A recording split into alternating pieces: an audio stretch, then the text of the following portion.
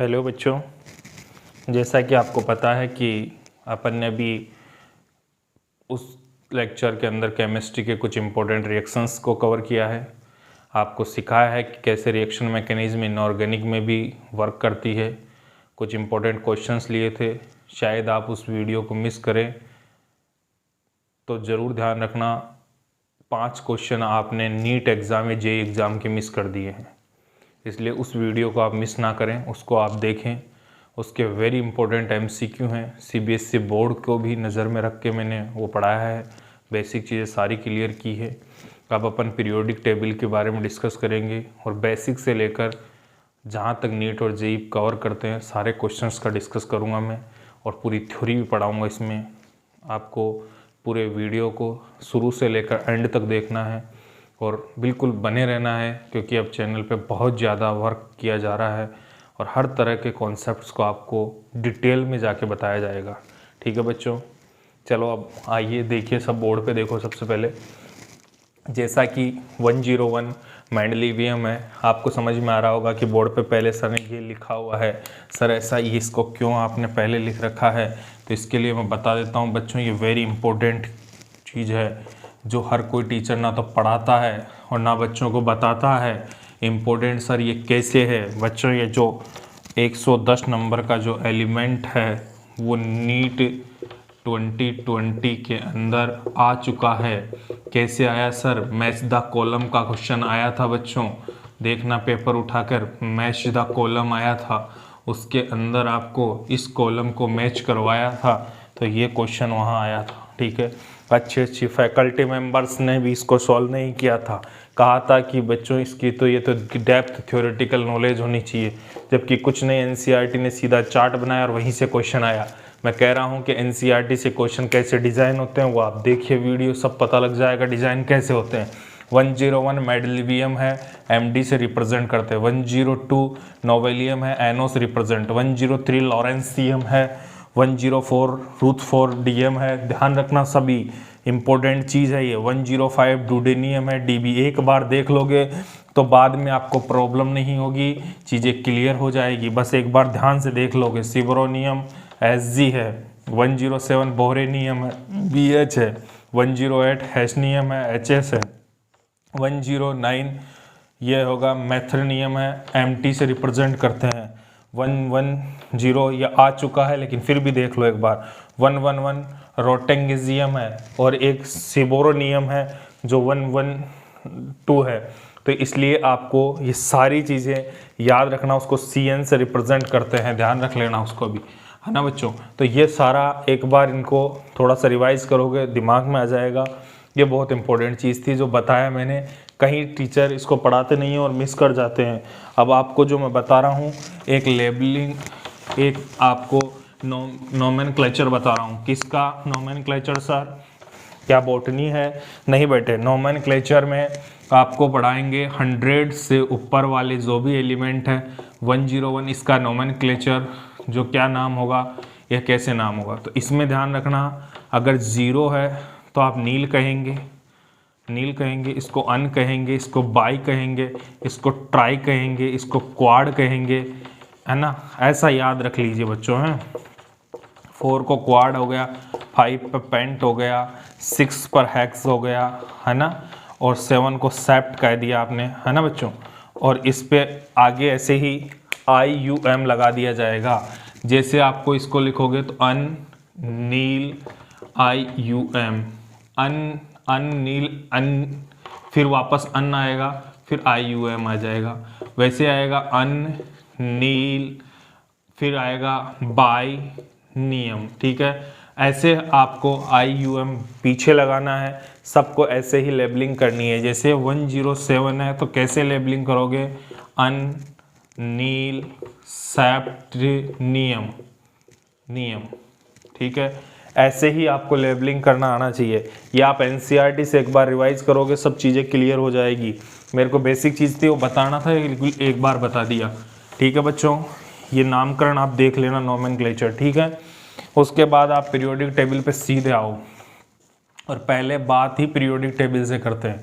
Periodic table जो मैं design कर रहा हूँ बच्चों, सेम पीरियोडिक टेबल तो मैं भी डिज़ाइन नहीं कर पाऊँगा, बट ये कोशिश करूँगा कि जितने अच्छे तरीके से मैं बना पाऊँगा मैं बनाऊँगा। ठीक है, ये बच्चों पीरियोडिक टेबल आपको दिखाई दे चुकी होगी।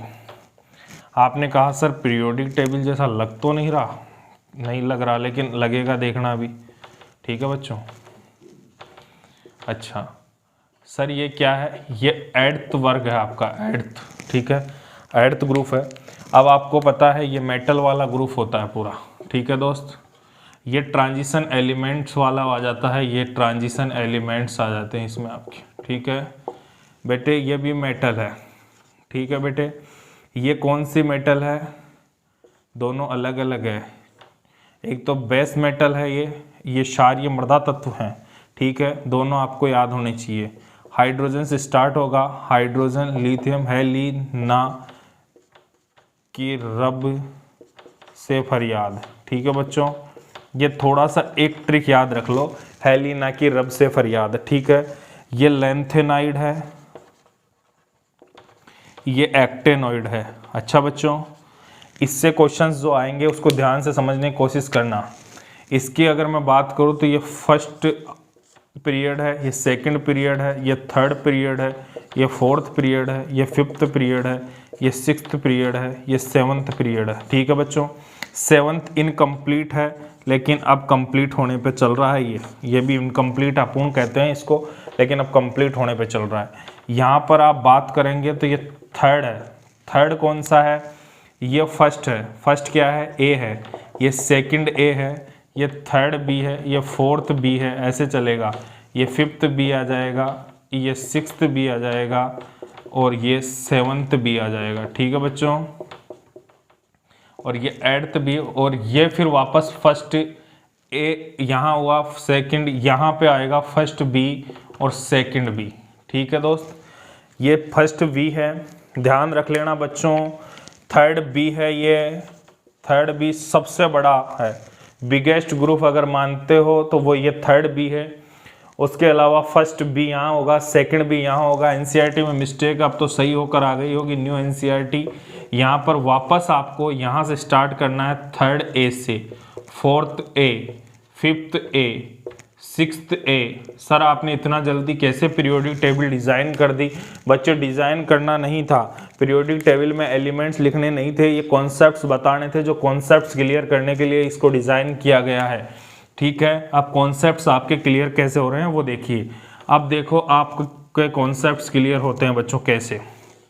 आओ, ये लेंथेनाइड स्टार्ट हो जाता है यहाँ 57 से लेकर 71 तक, कोई दिक्कत नहीं है। 89 से लेकर 103 तक एक्टेनॉइड स्टार्ट हो जाता है। ठीक है बच्चों, 103 की अभी अभी बात हुई थी, लॉरेंसियम, वो यहाँ आ जाता है। किसी को कोई डाउट हो तो बोलना है ना, कोई दिक्कत नहीं है। 103 लॉरेंसियम।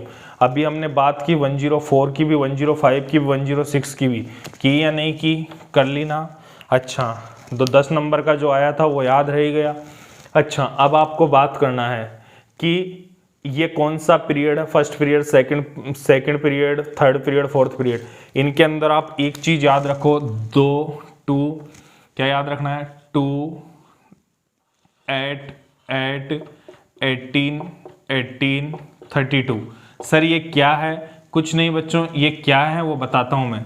यहाँ का इसका अगर मैं बात करूँ परमाणु क्रमांक, एटॉमिक नंबर इसका 1 है।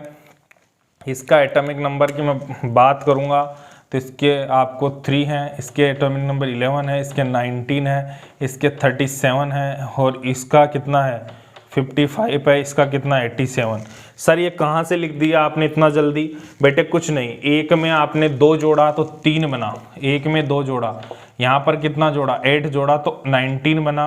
यहाँ पर आपने 8, यहाँ पर कितना जोड़ा 2 8 18 18 32, 2 8, यहाँ 8 जोड़ा 11 बना, यहाँ 8 जोड़ा 19 बना, यहाँ 18 जोड़ा तो आपका 37 बना, यहाँ 18 ऐड किया तो 35 बना, और वो 55 बना, और यहाँ पर आपने 32 ऐड कर दिया तो 87 बना। यही इसी प्रकार से आपको ऐड करने हैं। अब बच्चों मैं ये क्यों पढ़ा रहा हूँ इतनी देर से, इसका मतलब ये है कि अगर किसी ने आपसे पूछा ये लेंथेनाइड आ जाएंगे, एक्टेनाइड आ जाएंगे, मेंडलीफ ने पहले अलग रख दिया, ऐसा क्यों किया कि लैंथेनाइड एक्टिनाइड को पीरियोडिक टेबल से अलग किया रखा गया? इसका रीज़न ये देना है कि इसका स्वरूप बिगड़ना नहीं चाहिए था, इसका जो ढांचा बनाया था इसका साइंटिस्ट ने वो बिगड़े नहीं, इसके लिए डैमेज नहीं हो पीरियोडिक टेबल, इसके लिए इनको अलग से ही रखने की व्यवस्था कर दी। ठीक है सर, बहुत अच्छा किया इन्होंने। अब देखो कुछ साइंटिस्ट अलग अलग आए थे, पहले मेंडलीफ आए थे, उन्होंने सबको परमाणु भार के आधार पर रखा था क्रम में, लेकिन फिर आपके जो आए कौन, मोज़ले, हेनरी मोज़ले साहब। मोज़ले साहब का प्रारूप है ये, मॉडर्न जो पीरियोडिक टेबल दी है उनका उन्होंने ही दी है। उन्होंने सबको परमाणु क्रमांक के आधार पर रखा है, एटॉमिक नंबर के आधार पर डिज़ाइन किया है, न कि एटॉमिक मास पर। जबकि मेंडलीफ मास को लेकर चल रहे थे, इन्होंने नंबर उठाया, नंबर उठा के पीरियोडिक टेबल वो की वही थी, क्योंकि सर ये इसका जो सबसे ज़्यादा कार्य किया था पीरियोडिक टेबल पे वो किसने किया था, ये ध्यान रखना, मेंडलीफ जी ने किया था, क्योंकि मेंडलीफ ने ही बनाया इसका पूरा ढांचा, है ना। इसमें इंपॉर्टेंट क्वेश्चन जो कहाँ से आएंगे वो बताता हूँ। लैंथेनाइड्स जो एलिमेंट्स हैं वो इंपॉर्टेंट है, उनमें आपको एक ट्रिक दूंगा अभी, शायद के साथ डी ब्लॉक में पढ़ाते हैं, वो यहीं पढ़ा देता हूँ। लैंथेनाइड के अंदर आपको D1 विन्यास आपको कौन कौन से एलिमेंट्स में है वो रखना अभी आपको मैं बता दूंगा। ठीक है, अब आप याद रखें कि जो ये थर्ड बी है ये मेटल्स होती है सारी, ठीक है, ये सॉरी एर्थ बी है, इसमें मेटल होती है, 3 ग्रुप आते हैं इसमें, ये तीनों ग्रुप इसी के अंदर आते हैं। अच्छा, अब अपन स्टार्ट करते हैं। जैसे क्वेश्चन इससे क्या पूछेगा, 52 एलिमेंट कहाँ आएगा, तो आपको आंसर आना चाहिए कि 52 कैसे, तो आप देखोगे कि 55 की लाइन में नहीं आएगा, 37 वाली लाइन में आएगा। बहुत अच्छी बात है। यहाँ वाले एलिमेंट्स भी आप सब जानते हो कि जिंक आती है, फिर कैडमियम आता है, फिर Hg आता है, और ये भी पता है आपको ये 30 होता है, ये 48 होता है, तो ये कोई दिक्कत नहीं है। नहीं भी पता है तो देखो याद हो जाएगा, 37 के बाद में आप स्टार्ट करोगे 37, 38, 39, 34, 40, 41, 42, 43, 45, 45, 46, 47, 48, ठीक है। अब जैसे 48 आपका आएगा उसके आगे चलोगे 49 आ जाएगा, यहाँ आके आ जाएगा क्या, 49 के बाद में क्या आ जाएगा 50, 51 और 52 आएगा फिफ्थ ए के अंदर। लेकिन ये पीरियोडिक टेबल सर हमारे पास वहाँ थोड़ी होगी, नहीं होगी ना, तो अपन कहाँ कह रहे हैं कि वो पीरियोडिक टेबल आपके पास होगी। आपको कैसे करना है वो ध्यान रखिए, आपको अंगुलियों पे करना है। कैसे, अभी जैसे मैं बोलूँगा, मैं बोलूँ 36 नंबर का कहाँ आएगा एलिमेंट, तो आपको दिमाग आना चाहिए 37 इधर है, तो 36 लास्ट में नोबल गैसेस के अंदर आएगा, क्रिप्टॉन आ गया सर। ठीक है सर, आप मेरे को बताओ पीरियड कौन सा पीरियड में आएगा 36, तो बच्चों देखो फर्स्ट पीरियड हो गया, उसमें 1 पे हाइड्रोजन आया, 3 नंबर पे सेकंड पीरियड आया, 11 नंबर पे कौन सा आएगा थर्ड पीरियड आ गया, 19 नंबर पर फोर्थ पीरियड आ गया, और फिर 37 पे आएगा जो फिफ्थ पीरियड। इसका मतलब फोर्थ पीरियड के अंदर आएगा 36। ठीक है, फोर्थ पीरियड हो गया, ग्रुप कौन सा हो गया, लास्ट वाला ग्रुप का होता है एट्थ कौन सा, ए या बी, ए है, क्योंकि फर्स्ट ए से स्टार्ट हुआ, ए तक चला गया, क्योंकि फर्स्ट ए सेकंड ए, उसके बाद में थर्ड बी स्टार्ट हो गया। कोई पूछे सबसे लार्जेस्ट ग्रुप कौन सा है, थर्ड बी है। ये बिल्कुल डायरेक्ट क्वेश्चंस आने चाहिए। कोई पूछ लिया आपसे कि सर बताइए 78 कहाँ आएगा, तो आप देखो कैसे चलाओगे, पहले पे हाइड्रोजन है, तीसरे लिथियम आ गया 3 पे, 11 पे पोटेशियम वाला आ गया, फिर आपका 11 के बाद में 37 आ गया, 11 के बाद में 19 आ गया, फिर 37 आ गया, फिर 55। इसका मतलब 55 वाली लाइन में आएगा ही, क्योंकि 55 और 55 में क्या आएगा, 57 से लेकर कितना 71 तक तो लेंथेनाइड आ गया, थर्ड बी में आ गया, वो तो लेंथेनाइड में चले गए।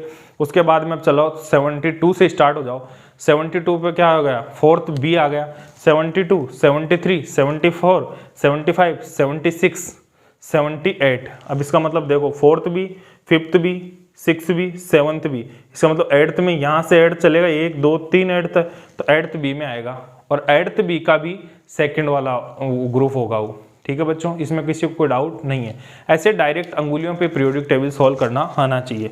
ये हमने 2 मिनट में आपको ये पूरी पीरियोडिक टेबल सॉल्व करने की ट्रिक बता दी। 2, 8, 8, 18, इससे कोई भी एलिमेंट्स की आप पोजीशन बता सकते हो, सब कुछ बता सकते हो।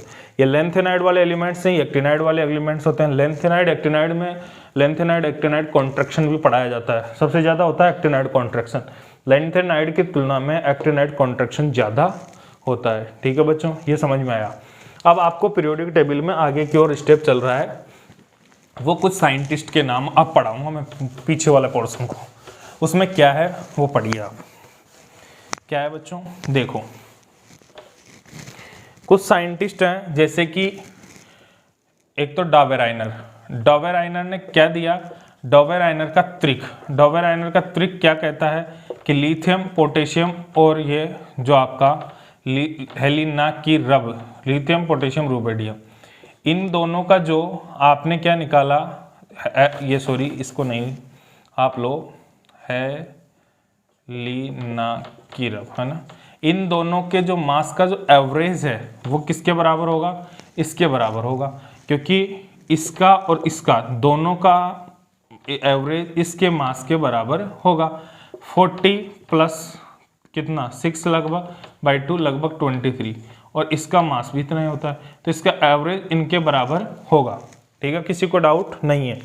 तो डॉवेराइनर का जो ये ट्रिक है वो लगता किस किस पर है, तो एक ही ग्रुप के एलिमेंट्स पे लगता है। ठीक है, एक ग्रुप के एलिमेंट्स होने चाहिए, किसी को डाउट नहीं है। दूसरी बात, कौन कौन से पे लगता है, फर्स्ट पे भी लगेगा, सेकंड पे भी लगेगा। सेकंड में किस पे लगेगा, जैसे वो है ना बेटा मांगे कार स्कूटर, तो ये लगता है यहाँ से कार स्कूटर बाप रोए, इन पे लग जाएगा। देखना इनका जो एवरेज है वो इसके बराबर आ जाएगा, स्टोनशियम के बराबर। औसत निकालना है इन सभी का, है ना। फ्लोरीन क्लोरीन वाले में भी याद रख लेना, फ्लोरीन क्लोरीन ब्रोमीन आयोडीन वाले में भी, है ना, इनका भी एवरेज इसके बराबर आ जाएगा। तो ये थोड़ा सा ये ध्यान रख लेना, ये 2-3 जो एनसीईआरटी में दिए हैं उनके बारे में आपको थोड़ा ध्यान होना चाहिए। उसके बाद में न्यूलैंड का अष्टक का नियम में न्यूलैंड ऑक्टेट रूल है, उसके अंदर आपको एक चीज़ इंपॉर्टेंट याद रखनी है। ऑक्टेट रूल के अंदर, ऑक्टेट रूल उसमें वो डी ब्लॉक का एलिमेंट आने के कारण 20 एटॉमिक नंबर 20 के बाद, कैल्शियम के बाद में ये नियम फेल हो जाता है, उसके बाद नहीं लगता है। वो क्या है, सारे गामा पादा निसा वाला स्वर होता है, उसकी ही वोकैबुलरी के अंदर होता है, उसी को रिपीट करता है वापस। एट नंबर पे जो एटम होता है वो फर्स्ट का और एट का सेम रिपीटेशन होता है। इस पे दिया गया था न्यूलैंड का ऑक्टेट रूल। ठीक है, लेकिन ये कब फेल हुआ, कैल्शियम के बाद वाले एलिमेंट्स पे लगा नहीं। क्यों, क्योंकि डी ब्लॉक का एलिमेंट आने पर। ठीक है बच्चों, ये क्लियर हो गई थ्योरेटिकल पोर्शन। अब आ जाइए आप कुछ अच्छी चीज़ों की ओर। सबसे पहले जब पीरियोडिक टेबल हम पढ़ना शुरू करें हैं, उसमें सबसे पहले बात क्या करते हैं वो याद करें। सबसे पहले होती है आयनाइजेशन एनर्जी। चलो पहले सबसे पहले मैं पढ़ा देता हूँ आपको रेडियस। रेडियस के अंदर जब पीरियोडिक टेबल में 3-4 तरह की रेडियस होती है। आयनिक रेडियस होती है, एक एटॉमिक रेडियस होती है। एक तो एटॉमिक रेडियस होती है, एक आपकी वंडरवाल रेडियस होती है, और एक आपकी क्या होती है, वंडरवाल रेडियस एक कोवेलेंट रेडियस होती है, कोवेलेंट रेडियस। अच्छा बच्चों, ये डाउटफुल सिचुएशन है कि सर वो एटॉमिक रेडियस क्या होती है। कुछ नहीं, ये एटम होता है, ये एटम होता है, ये दोनों एटम्स, इन दोनों एटम्स आपस में टच करते हैं, ओवरलैप नहीं करते हैं बच्चों। क्या करते हैं, दो एटम होते हैं, ये टच करते हैं, ओवरलैप नहीं करते। तो इन दोनों एटम की जो ये डायामीटर होता है, इस डायामीटर का जो हाफ होता है वही आपका क्या होता है, एटॉमिक रेडियस होती है। दो एटम्स के जो न्यूक्लियाई होंगे उनके डायामीटर का जो हाफ है वो आपका एटॉमिक रेडियस है। ठीक है बच्चों, इसे एटॉमिक रेडियस कहेंगे। अच्छा, एटॉमिक रेडियस के अंदर अब कुछ एग्जांपल्स ले लेता हूँ। जैसे A+ होता है, A- होता है। दो प्रकार के आयन होते हैं, केटाइन और एनायन। केटाइन का साइज, एनायन का साइज, किसका साइज ज़्यादा होगा, तो एनायन का साइज ज़्यादा होता है। सर ऐसा क्यों एनायन का साइज ज़्यादा होता है। अच्छा, एनायन का साइज इसलिए ज़्यादा होता है क्योंकि आप खुद देखो कि ये इलेक्ट्रॉन होते हैं, ये इलेक्ट्रॉन्स है, ठीक है, ये ना न्यूक्लियाई है। इलेक्ट्रॉन से इलेक्ट्रॉन्स का आपस में क्या होगा, रिपल्सन होगा, इसलिए साइज बढ़ेगा। जबकि अगर ये पॉजिटिव आयन हो जाता है तो इसमें क्या होगा, आपस में अट्रैक्शन होगा और साइज क्या होगा, घटेगा। साइज डिक्रीज होगा या साइज इंक्रीज होगा, इसलिए इसका साइज ज़्यादा होगा एटॉमिक रेडियस में। तो आप ध्यान रखना कि सबसे ज़्यादा रेडियस साइज इसका, फिर आपका नॉर्मल आयन और फिर आपका पॉजिटिव, ये होता है ऑर्डर इसका। ठीक है बच्चों, इसके बाद अपन बात करेंगे एटॉमिक रेडियस के बाद में आपके नंबर आएगा किसका, एटॉमिक रेडियस को ख़त्म करो। अब रहती है वंडरवाल रेडियस। वंडरवाल रेडियस के बारे में आप देखिए, वंडरवाल कहाँ पर देखते हैं अपन को पता है गैसीय एटम्स के बीच होती है। गैसीय एटम को आपने गर्म किया तो गैसीय एटम्स क्या होते हैं, दूर दूर भगते हैं। तो एक एटम यहाँ गया, एक एटम यहाँ गया, इसका इलेक्ट्रॉन मानो यहाँ था, इसका इलेक्ट्रॉन यहाँ था, इसका न्यूक्लिया यहाँ है, इसका न्यूक्लिया यहाँ। इसका न्यूक्लियाई इस इलेक्ट्रॉन को खींच रहा है, इसका न्यूक्लियाई इस इलेक्ट्रॉन को खींच रहा है। बताओ रेडियस बढ़ेगी या घटेगी? बढ़ रही है। ये वान डेर वाल रेडियस होती। अब बात करूंगा मैं कि वान डेर वाल रेडियस ज्यादा होती है या एटॉमिक रेडियस। तो वान डेर वाल रेडियस में देखो सबसे ज्यादा रेडियस बढ़ रही है ना, तो वान डेर वाल रेडियस क्या है? ज्यादा है एटॉमिक रेडियस की तुलना में। ये तो आपको क्लियर हो गया। अब बात करेंगे कोवेलेंट रेडियस, सबसे कम होगी कोवेलेंट। क्यों? क्योंकि कोवेलेंट का कारण आपके सामने सीधा सीधा है। कोवेलेंट का मतलब होता है दो की साझेदारी। एक तो ये एटम हो गया, एक इसकी साझेदारी, दोनों के ओवरलैप हो गए तो इनके न्यूक्लियस पास आए या दूर गए? पास आ गए ना, तो ये रेडियस कम हो जाएगी। ये जो रेडियस होगी वो कौन सी रेडियस होगी? Covalent radius. और कोवेलेंट रेडियस इन सबसे कम होगी, अर्थात सबसे ज़्यादा रेडियस वान डेर वाल रेडियस होगी, और सबसे उसके बाद एटॉमिक रेडियस, और सबसे कम होगी कोवेलेंट रेडियस। क्योंकि कोवेलेंट रेडियस में ये डिक्रीज हो जाएंगे क्योंकि ओवरलैप हो जाएगा। ठीक है बच्चों, एक बार इन सभी को डिज़ाइंस को वापस में बना के बता देता हूँ आपके पास में एटम्स की स्ट्रक्चर्स। जैसे वान डेर वाल में आपने देखा कि दूर दूर भाग गए और ये न्यूक्लियस था इनका, ये इसको खींच रहा है, ये इसको खींच रहा है, तो ये तो वान डेर वाल रेडियस हो गई, वान डेर वाल। ठीक है, ये आपकी एटॉमिक रेडियस में ये टच हो गए और इसका हाफ हो गया, ये एटॉमिक रेडियस हो गई, इनका डायमीटर का आधा। लेकिन अगर इन दोनों की बात हो गई, उसके बाद में आप बात करेंगे कोवेलेंट, तो कोवेलेंट में ये दोनों आपस में जुड़ गए, अब इसका हाफ होगा तो ये क्या होगी? कोवेलेंट रेडियस सबसे कम होगी। तो कोवेलेंट रेडियस सबसे कम, सबसे ज़्यादा वान डेर वाल रेडियस, सबसे ज़्यादा वान डेर वाल रेडियस, उसके बाद में आपकी एटॉमिक रेडियस, और उसके बाद में आपकी कोवेलेंट रेडियस होगी। बोलो बच्चों, यहाँ तक किसी को डाउट नहीं है सर? अच्छा, अब आप बात करेंगे मेरे से कि सर रेडियस हमसे क्लियर हो गई है, अब आप हमें कुछ कॉन्सेप्ट्स बताओगे कि रेडियस वाले क्वेश्चंस कैसे सॉल्व होंगे। ठीक है बच्चों, अब देखिए बच्चों रेडियस के क्वेश्चंस को कैसे क्वेश्चंस आते हैं। जैसे आइसो इलेक्ट्रॉनिक्स और पढ़ा देता हूँ। आइसो इलेक्ट्रॉनिक क्या होता है? जैसे N-3 Na+ और मैग्नीशियम +2। ठीक है बच्चों, ध्यान से देखते जाओ, चीजें क्लियर होगी आपकी। अब इसमें आपको बताओगे कि एटम कितने? 7, इलेक्ट्रॉन 3, इसका कितना? 11, ये -1 हो जाएगा, ये कितना? 12, इसमें से -2 हो गया। अब आप बताओ कितना हो गया? ये तो 10 हो गए, ये भी 10, ये भी 10, यानी ये सीरीज हो गई आइसो इलेक्ट्रॉनिक सीरीज हो गई है, आइसो इलेक्ट्रॉनिक सीरीज हो गई। अब बच्चों आइसो इलेक्ट्रॉनिक हो गई, लेकिन अब इसमें पूछे कि ऑर्डर बताइए इनका, रेडियस का ऑर्डर बताइए, तो रेडियस का ऑर्डर क्या रहेगा? अब आ जाओ रेडियस के ऑर्डर की बात करें तो सबसे ज्यादा रेडियस किसकी होगी? तो ये ट्रिक लिखिए, लिखो HS नोट लिखो, ये हरिओम शर्मा का स्पेशल नोट है बच्चों, है ना। HS नोट डालो, इसमें लिखना क्या है? इसमें आपको लिखना है कि जिसमें प्रोटॉन की संख्या मोर होगी, प्रोटॉन मोर होंगे, उसकी रेडियस क्या हो जाएगी? यानी जिसमें प्रोटॉन की जो संख्या होगी वो मोर होगी, उसकी रेडियस क्या हो जाएगी? सबसे कम, डिक्रीज हो जाएगी। तो मोर प्रोटॉन रेडियस डिक्रीज, तो जितना ज़्यादा प्रोटॉन होगा रेडियस उतनी कम होगी। तो सबसे ज़्यादा रेडियस किसकी होगी? इसकी N-3, क्योंकि प्रोटॉन 7 है, उसके बाद में इसकी हो जाएगी क्योंकि 11 है, उसके बाद में मैग्नीशियम की। बोलो दोस्तों, अगर किसी को कोई डाउट हो तो फिर भी बताइए। तो मोर प्रोटॉन होने पर रेडियस क्या होगी? डिक्रीज होगी। तो ये HS नोट में लिख लीजिए, जब प्रोटॉन की संख्या ज़्यादा होगी तो त्रिज्या कम होगी, प्रोटॉन कम होंगे तो त्रिज्या ज़्यादा होगी। अच्छा, ये क्वेश्चन हो गया। अब आपको आ जाइए बच्चों, ये प्रोटॉन वाले क्वेश्चन क्लियर हो गए, रेडियस आपकी कंप्लीट हो गई, तीनों रेडियस आपको हो गई है। अब अपन बात करेंगे पीरियोडिक टेबल के अंदर कि क्या होता है। पीरियोडिक टेबल में अब अपन को बात करनी है कुछ इंपॉर्टेंट कॉन्सेप्ट्स। आयनोनाइजेशन एंथैल्पी। आयनोनाइजेशन एंथैल्पी क्या होती है? आयनन ऊर्जा क्या होती है कि कोई भी गैसीय हो, यानी कोई भी गैसीय विलगित निकाय है, उससे अगर एक परमाणु को पृथक करने के लिए जितनी ऊर्जा देनी पड़े वही क्या होती है? Ionization energy.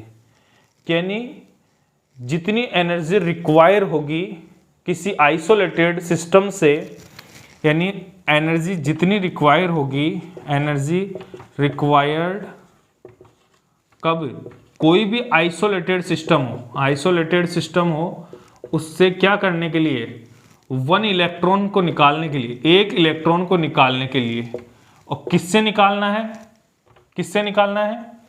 किसी आइसोलेटेड सिस्टम से एक इलेक्ट्रॉन निकालना है गैसीय परमाणु से। किससे निकालना है? गैसीय परमाणु से, गैसीय एटम से। ये तीन शब्द बहुत इंपॉर्टेंट है। आइसोलेटेड सिस्टम होना चाहिए, वन इलेक्ट्रॉन निकले किससे? गैसीय एटम से। जैसे कोई भी एक एटम हो वो गैसीय हो, उसी से निकले, तब जाकर आपको ये होती है आयनोनाइजेशन एंथैल्पी। तब जाके क्लियर होती है इसकी परिभाषा। यानी किसी गैसीय विलगित निकाय से एक परमाणु को निकालने के लिए जो एनर्जी रिक्वायर होती है, उसी एनर्जी को आयनोनाइजेशन एंथैल्पी कहते हैं, हिंदी में बात करें। अच्छा बच्चों, अब देखो इस पे क्वेश्चन कैसे आता है। जैसे अगर अभी मैं क्वेश्चन आपको पूछ लेता हूं, आप बताओगे विच करेक्ट, इन विच करेक्ट, ठीक है, करेक्ट आयनाइजेशन एंथैल्पी। पहला ऑप्शन मैंने दिया कि A2 सॉलिड से A2 गैस बना, इसकी एनर्जी हो गई Q, ठीक है, ये आयनाइजेशन एनर्जी हो गई Q, ठीक है।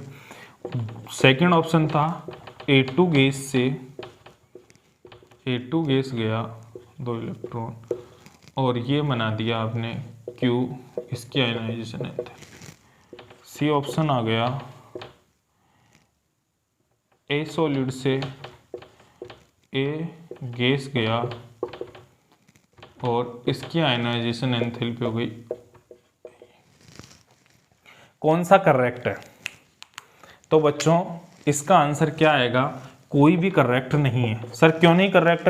देखो आपने डेफिनेशन में क्या कहा था, एक एटम होना चाहिए, गैसीय होना चाहिए। इसका मतलब एक एटम होता, गैसीय होता, ठीक है सर। उससे अगर इलेक्ट्रॉन निकालना है, उससे इलेक्ट्रॉन, और वो भी एक इलेक्ट्रॉन, वो भी एक ही इलेक्ट्रॉन निकले, तब जो एनर्जी होगी उसे आप क्या कहेंगे? Ionization energy. अर्थात अब जो डी ऑप्शन लिखा है वो करेक्ट होगा। ये ऑप्शन भी गलत है क्योंकि सॉलिड लिया है या गैस लिया है, लेकिन दो एटम लिए हैं, या दो लिए हैं, सॉलिड लिया है फिर गैस में किया है, तो ऐसा नहीं। तो अभी ये रॉन्ग हो जाएगा ये क्वेश्चन, क्योंकि सॉलिड पहले क्या होगा? पहले सॉलिड लिक्विड में कन्वर्ट होगा, फिर गैस में जाएगा, तो ये प्रोसेसिंग नहीं हो पाएगी। इसलिए आयनाइजेशन एंथैल्पी की जो डेफिनेशन है उसके अंदर भी MCQ जेई और नीट का छिपा हुआ है। जेई और नीट एग्जाम का MCQ छिपा हुआ है, ठीक है दोस्तों। अब आप बात करेंगे अपन इसी के अंदर, अगला टॉपिक है आयनाइजेशन एंथैल्पी के और क्वेश्चंस लेते हैं। देखो कैसे क्वेश्चंस आयनाइजेशन एंथैल्पी से पूछते हैं।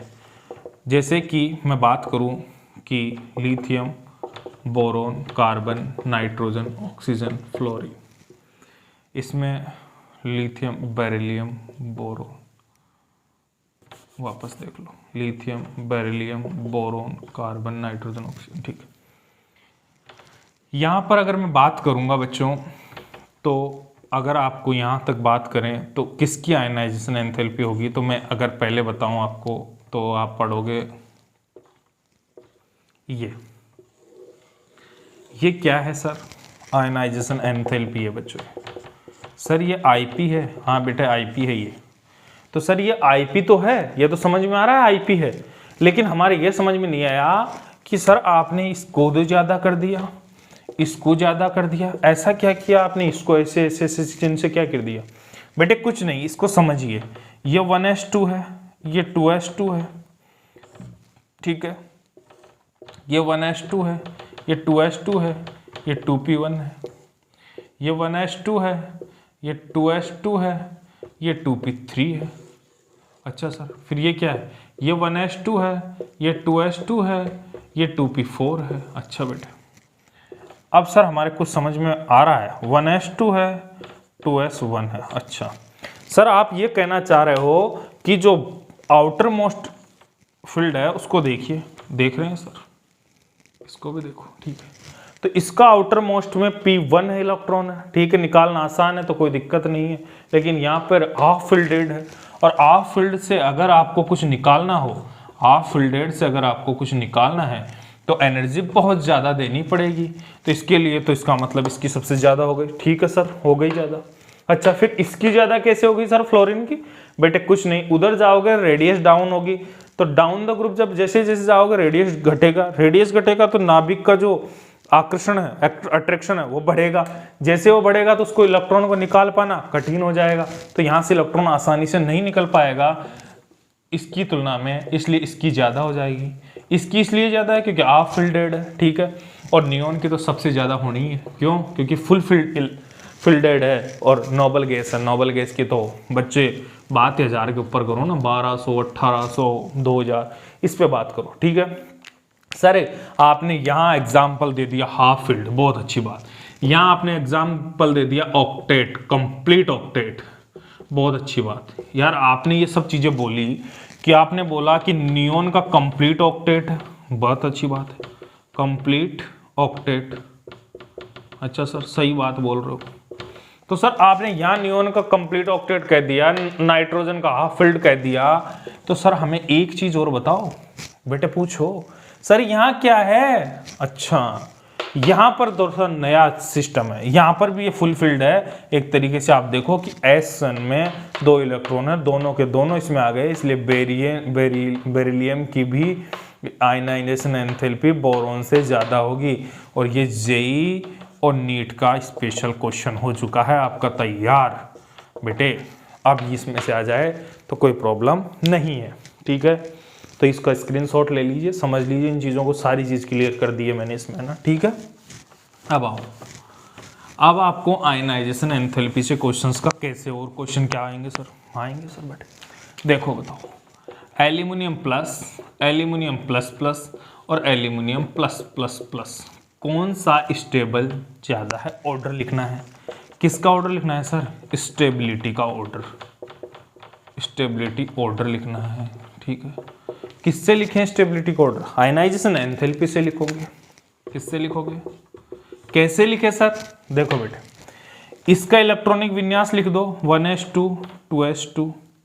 एक मिनट, इसमें कितने इलेक्ट्रॉन्स हैं वो तो समझ में आ गया होगा ना, तो इसका लास्ट का ही रख दे ना, नियॉन के बाद वाला लिख दो, और क्या नहीं पूरा लिखोगे? चलो पूरा लिख लो, 1s2 2s2 2p6 3s, कितना यहाँ पर कितना रह गया? 12, 3s2, इधर आ जाओ, 1s2 2s2 2p6 3s, कितना 1, यहाँ कितना रह गया यार? 3s में तो 2 इसके भी गए, 2p के कितने रह गए? 13 में से 3 गए तो 10, 2p तो 6 आ गया। अच्छा, तो यहाँ पर तो वो खत्म ही हो गया, तो यहाँ पर p कंप्लीट भरा हुआ है, यहाँ पे S1 में है और यहाँ S2 में। सबसे ज़्यादा स्टेबल कौन है? ये। सबसे ज़्यादा स्टेबल कौन है? ये है या ये है? अच्छा, अब बात आती है रेडियस से। देखो कि इसमें प्रोटॉन कितने हैं, इसमें सॉरी इलेक्ट्रॉन तो सब में सेम हो गए, सॉरी इलेक्ट्रॉन सब में सेम थोड़ी हो गई। इसमें 12 इलेक्ट्रॉन है, इसमें कितने इलेक्ट्रॉन है? इसमें 11 इलेक्ट्रॉन है, इसमें 10 इलेक्ट्रॉन है। अच्छा, इलेक्ट्रॉन सेम नहीं हुए, ठीक है। इसकी रेडियस सबसे कम है, इसकी रेडियस सबसे कम है, इससे इलेक्ट्रॉन निकाल पाना वैसे भी सबसे ज़्यादा कठिन है, तो सबसे ज़्यादा स्टेबल ये है। उसके बाद आपका आएगा क्या? Al+ आएगा, यानी सबसे ज़्यादा Al++, फिर Al+। क्यों? क्योंकि यहाँ से इलेक्ट्रॉन निकाल पाना कठिन है। और उसके बाद में आपका जो आएगा वो ये आएगा Al++। बोलो बच्चों, ये कोई डाउट नहीं है ना? तो कहाँ से इलेक्ट्रॉन निकाल पाना ज़्यादा कठिन है? यहाँ से, तो ये ज़्यादा स्टेबल, फिर Al+ आएगा, फिर Al++ आएगा। कई बार बच्चों से ये क्वेश्चंस नहीं हो पाते हैं, ये भी इंपॉर्टेंट क्वेश्चन था बेटे, ठीक है बेटे। सभी बच्चे आराम से स्क्रीनशॉट लो, फिर आराम से आगे चलेंगे, बढ़ेंगे फिर अपन, ठीक है। उसके बाद में अब आ जाओ आप और क्वेश्चन किस टाइप के, एक वांडरवाल से क्वेश्चन रह गया उसको बता देता हूं मैं ना।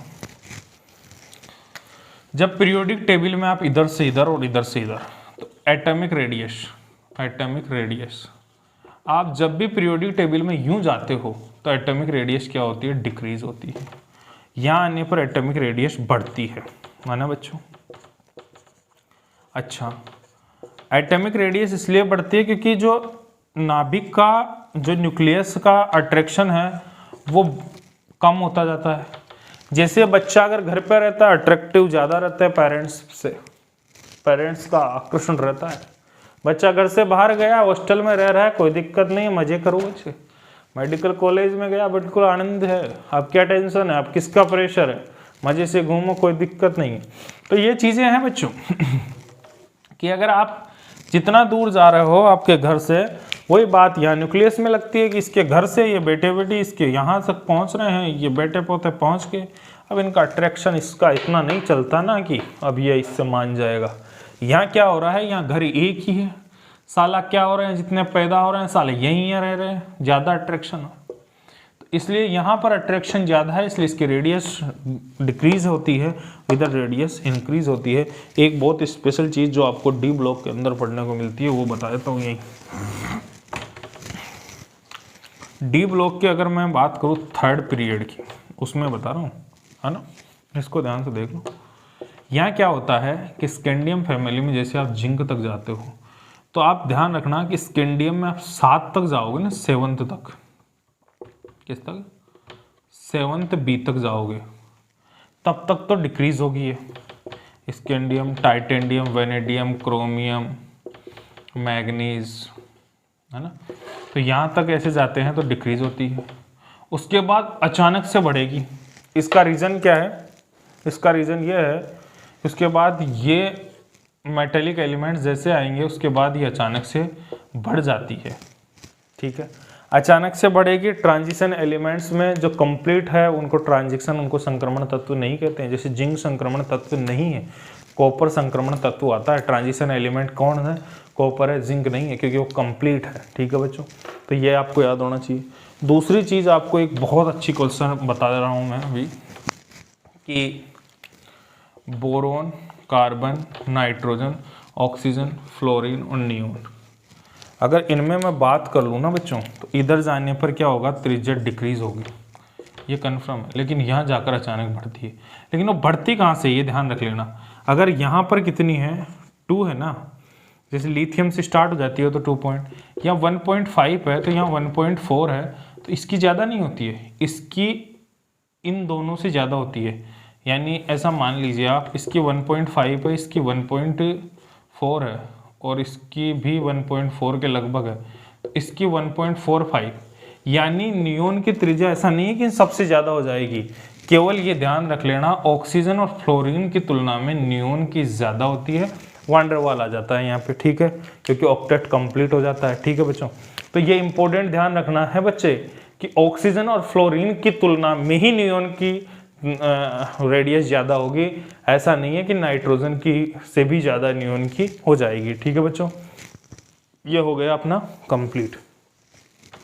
अब आइए आप ये इलेक्ट्रॉन, इसकी बात हो गई एंथैल्पी की, है ना। अब इलेक्ट्रॉन इसमें और भी क्वेश्चंस आ सकते हैं कि जैसे क्या आएगा आईपी से, अच्छा आईपी फर्स्ट, आईपी सेकंड और आईपी थर्ड, ये ध्यान रखना हमेशा, ये ज़्यादा हमेशा जब आईपी फर्स्ट सेकंड थर्ड की तरफ जाते हैं तो बढ़ती ही जाती है। दूसरी चीज़ एक बार ये भी ध्यान रख लेना, अगर कुछ क्वेश्चंस ऐसे आ जाते हैं कौन सा करेक्ट है, फॉलोइंग विचार करेक्ट, विचार करेक्ट, करेक्ट ऑप्शन। अच्छा, कौन सा किस टाइप का क्वेश्चन, जैसे उसने कहा कि सोडियम कि फर्स्ट आईपी कितनी है 20 और आईपी सेकंड कितनी है 22। उसने कहा एल्यूमिनियम फर्स्ट आईपी कितनी है 100, सेकंड आईपी कितनी है 1800, थर्ड आईपी कितनी है 2500। तो कौन सा करेक्ट है? तो ध्यान से देखो कि सोडियम का आप इलेक्ट्रॉनिक कॉन्फ़िगरेशन लिखोगे तो नियॉन के बाद में 3s1 आएगा, और 3s1 में से अगर आपने एक हटाओगे तो 20 ठीक है, लेकिन दूसरा अक्रिय है और यहाँ हटाने के लिए आपको केवल 2 ही किलोजूल एनर्जी ज़्यादा देनी पड़ेगी कि सब किलोजूल में होती है ना, 2 ही किलोजूल एनर्जी ज़्यादा देनी पड़ेगी क्या? नहीं बच्चों, बहुत ज़्यादा देनी पड़ती है, इसलिए ये तो गलत है कि ऐसा नहीं हो सकता। एल्यूमिनियम में देखो, देखें 3s1 हो गया, 3s सॉरी यहाँ पे तो 2, यहाँ पे तो 3 रहेगा ही ना, यहाँ पे क्या आएगा 2, अरे 3s2 थोड़ी रहेगा, 1s2 2s2 2p6 3s2 3p1 है ना, ये रहेगा। अब इसके बाद में यहाँ पर 3s2 रहेगा और यहाँ पर 3s1 रहेगा, इसका मतलब यहाँ पर थोड़ा कम रख दो, इसको 1200 रख दो। तो अब देखो बेटा, ये ऑप्शन देखो करेक्ट करने के लिए क्या है वो ना, तो ये देखो कि P1 से निकालने के लिए एनर्जी कम देनी पड़ेगी, 100 किलोजूल में हो जाएगा काम, लेकिन ये आपके फुल फील्ड आ गया तो फिर 1800 देनी पड़ेगी। अब वापस फिर क्या आ गया, खाली आ गया, हाफ फील्ड हो गया, वो तो S1 में तो 1 ही रह गया ना, तो अब 1200 किलोजूल में भी चल जाएगा। इसका मतलब ये ऑप्शन करेक्ट है। ठीक है बच्चों, इस टाइप के क्वेश्चंस भी आते हैं। अगर 2 की IP पास पास हो रही है ना, IP पास पास, जैसे इसकी IP पास पास है, तो आप बता सकते हो कि इसकी कोवेलेंट जो पावर है वो 2 रहेगी। ठीक है, जिनकी भी IP से आप कोवेलेंट पावर बता सकते हो किसी भी कॉन्सेप्ट क्वेश्चन में। ठीक है, ये क्वेश्चन हो गया। अब आता है इलेक्ट्रॉन एफिनिटी। अब अपन इलेक्ट्रॉन एफिनिटी की बात करेंगे। इलेक्ट्रॉन एफिनिटी आपको याद रखना है कि क्लोरीन की सबसे ज़्यादा होती है। इलेक्ट्रॉन एफिनिटी किसकी ज़्यादा होती है? क्लोरीन की। फर्स्ट इलेक्ट्रॉन एफिनिटी जो होती है वो एक्सोथर्मिक होती है, एक्सोथर्मिक। ठीक है, ये 2 चीज़ याद रखो। सेकेंड इलेक्ट्रॉन वो होती है एफिनिटी, वो एंडोथर्मिक होती है, एंडोथर्मिक होती है। ठीक बच्चों, उसके साथ ही साथ इलेक्ट्रॉन एफिनिटी के बाद में बॉन्ड डिसोसिएशन भी आपको यहीं बता देता हूँ। बॉन्ड डिसोसिएशन एनर्जी के बारे में बात करूँगा तो ये याद रख लेना, सबसे ज़्यादा किसकी? Cl2 Br2 F2 I2। मैंने लास्ट बार भी बताया था कि ये जो एम्स 2019 के अंदर ये क्वेश्चन था कि किसकी बॉन्ड डिसोसिएशन एनर्जी ज़्यादा होगी, और वहाँ पे F2 I2 ये दे रखा था, एक टिक हो गया। ठीक है, F2 3rd नंबर पे जा रहा है, ये ध्यान रख लेना बच्चों, ये ध्यान रख लेना। दूसरी है कि इलेक्ट्रॉन एफिनिटी के अंदर एक कॉन्सेप्ट और होता है कि पीरियड में जब आप ऊपर से नीचे आते हैं, ठीक है, तो जो सेकंड वाला होता है ना, जैसे ऑक्सीजन सल्फर फ्लोरीन क्लोरीन, तो इसमें इसकी ज़्यादा होगी, इसमें इसकी ज़्यादा होगी। ठीक है, ये ध्यान रख लेना, ऐसा होता है ये इलेक्ट्रॉन एफिनिटी के लिए बताया गया है। ठीक बच्चों, इलेक्ट्रॉन एफिनिटी में ये भी याद रख लेना, है ना। ये इलेक्ट्रॉन एफिनिटी हो गया। तो अपन ने सारा डिस्कस कर लिया है, पीरियोडिक टेबल के लगभग सब चीज़ें डिस्कस कर ली है। पीरियोडिक टेबल अब कंप्लीट खत्म हो गया। उसके बाद में क्या आता है पीरियोडिक टेबल में बता देता हूँ मैं। एक आता है बेसिसिटी और एक आता है वो बेसिसिटी, हाँ, सार्यता और अम्लता, एसिडिटी। एसिडिक की बात करेंगे कि एसिडिक कौन से ऑक्साइड एसिडिक होंगे? जो मेटेलिक ऑक्साइड होते हैं ना, वो तो एसिडिक होते हैं। ठीक है, सॉरी बेसिक होते हैं, बेसिक होते हैं। और जो metallic oxide non metallic oxide होते हैं वो एसिडिक होते हैं।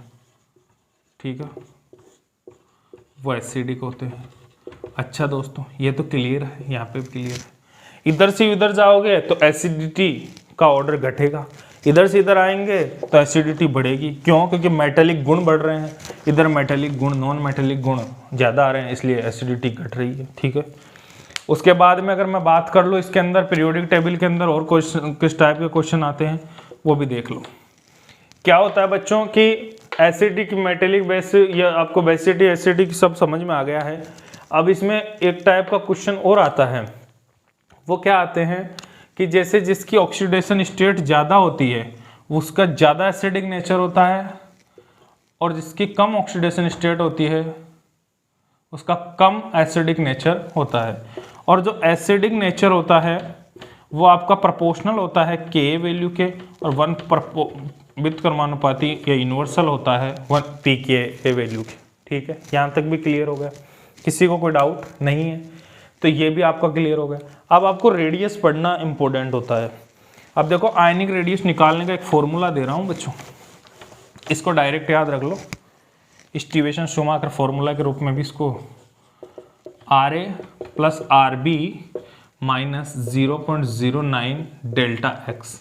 ये डेल्टा x क्या है? ये आयनिक रेडियस निकालने का डेल्टा x क्या है वो बता देता हूँ।